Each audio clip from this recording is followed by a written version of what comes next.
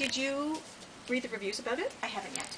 It is such a serendipitous thing in the publishing industry when actually three books come out about the same very, very little known person who lived in the world, Mary Anning. 200 years later, she's finally getting credit for her fossil discoveries of extinct animals. This book is the second book by Joan Thomas. She wrote Reading by Lightning, which I really liked as well too. And here she talks about Mary Anning in her relationship with a man who was also in the scientific community, who really was probably the only person who appreciated the significance of what she discovered. And she personally, because she was a working class girl who didn't really know what she was looking for, but she had an unbelievable instinct for seeing these skeletons in the rock. These are dinosaur skeletons. Some of them were 20 feet long. And she's able to see in the little shales in Lyme Regis where the skeleton follows along and be able to know that this is an intact skeleton. So that's what this book talks about, her relationship with this man who promotes what she's finding and actually teaches her a little bit about what is the significance of these extinct animals. Is that character also a character in this one? Does he show up? Yes. Okay. So very highly recommended as well.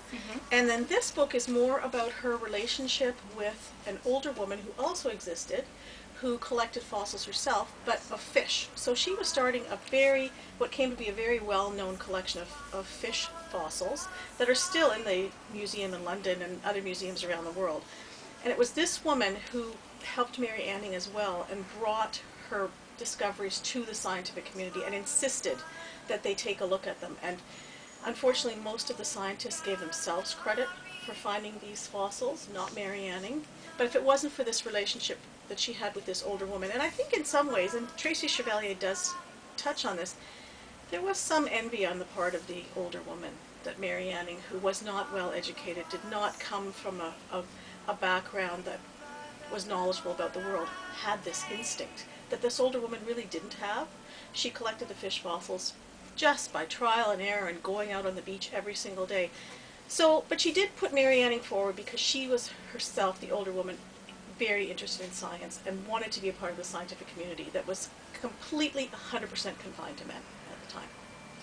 And then Shelley Emling has come out with The Fossil Hunter. So isn't that interesting too? Just came out in 2009, and she focuses on the actual factual information about Mary Anning's discoveries and her life. Very well written, highly acclaimed book as well. So what a lovely little triumvirate all about the celebration of Mary Anning and her discoveries.